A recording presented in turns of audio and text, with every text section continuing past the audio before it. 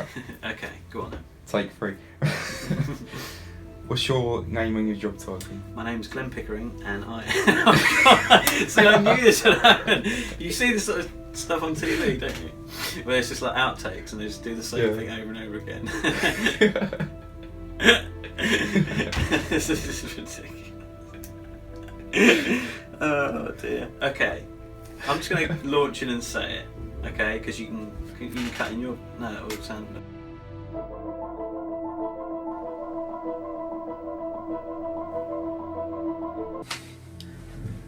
I can be in your outtakes. Okay, my name's Glenn Pickering, and my job title is Lecturer in Art and Design, but I specialise in graphic design and illustration.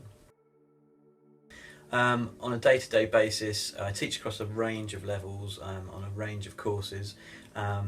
So I teach level 3, which is A-level equivalent, and that's across graphic design and illustration. But I also teach on a degree programme, level 5 and 6 in graphic design. I've always, it's a bit classic thing to say, but I've always created stuff ever since I was very young. My dad is a really good artist, so he got me into it. The creative process has changed over the years, so now most stuff is digital, and almost entirely digital, and the reason for that is just because it saves so much time.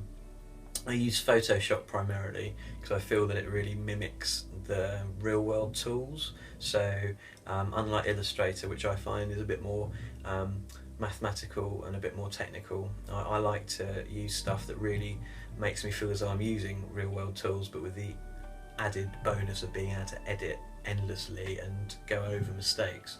I use a graphics tablet and a Mac, and so what I often do is I will scribble a little drawing on the back of an envelope. It's normally envelopes. I then photograph that using my phone, email it to myself, get that straight into Photoshop, and from there the whole process is digital. Cool. Okay. Yeah. See, laughing stopped in the end, didn't it? It's a perfect little trick that I was getting you to turn around.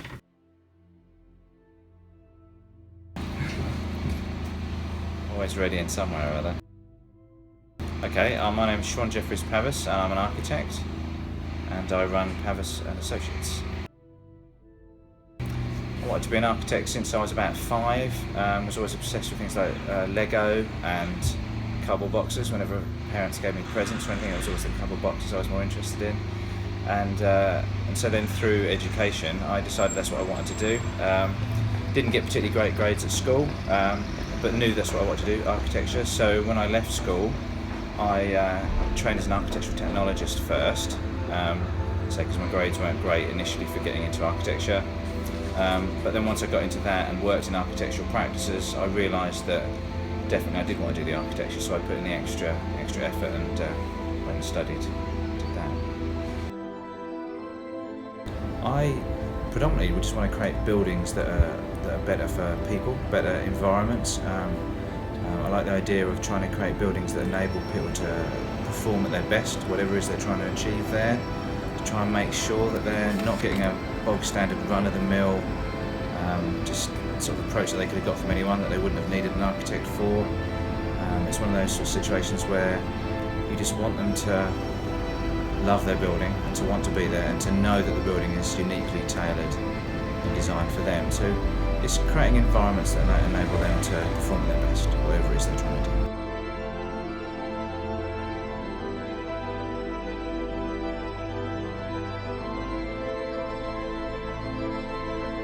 If anybody wants to do a creative industry, or something within the creative industry, then definitely they should have a go.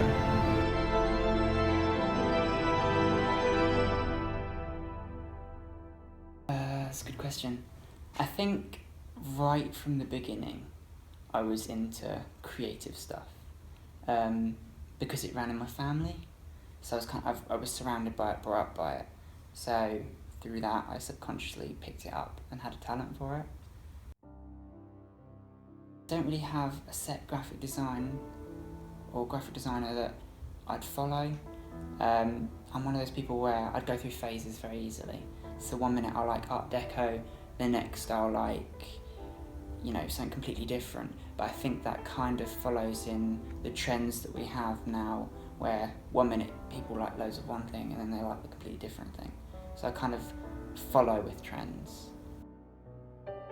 Some people will go, that's what I want to do. That's what I've always wanted to do, that's what I'm good at. And some people will push towards that one direct path. And then there's other people that will not have any idea what they want to do, except something creative. And they'll follow a more fluid path towards wherever they're going to go. I'm very ambitious and kind of competitive. So if someone puts something in front of me, I'm going to do that. And I'm going to do it to the best of my ability. And if it's not right, if it's not perfect, then I won't stop until it's done. Make loads of mistakes. It's the best thing to do because you learn from them. Always ask questions. If you don't understand something, you're going to look more stupid if you go and do it and you do it completely wrong. Then if you go, right, okay, what do I do here? What should that look like? And the more questions you ask, the bigger understanding you'll get and the more you'll learn.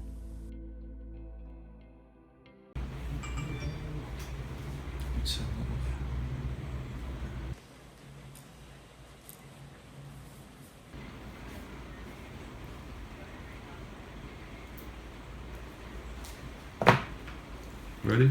Yeah. Are you just videoing everything and then cutting it up afterwards? Yeah, pretty much fine. editing it afterwards.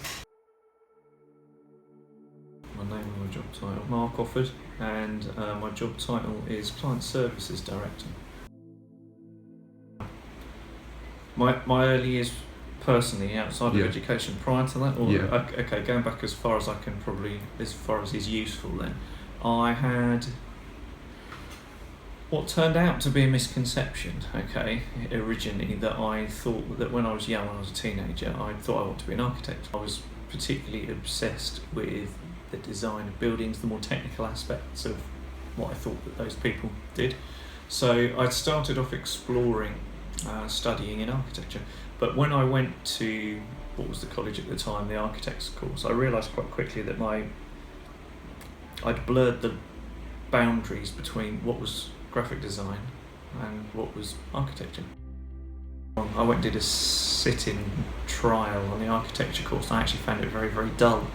And as much as that in later life I appreciate architecture much more than I did as a young person, I'm kind of glad that I didn't study it. So I went off to art school, studied fairly regularly like most people do through art school.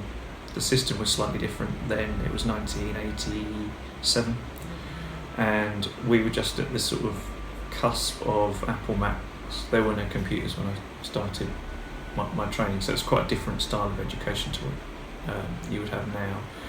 I studied 3 or 4 years and then got a lucky-ish break through work experience, and I went and did a summer job for an agency, for an advertising agency, and took it from there really. I then got I stayed in contact with them after that sort of internship, summer internship, did some more work experience with them, and then did another work experience placement in my final year and got offered a job. Last bit of advice is don't think that you have to do it on your own. Collaborate, drop your guard, find people that you want to work with and share the risk together. If you've got sort of an entrepreneurial ambition to run your own business rather than work for somebody else, find like-minded people early on in the process.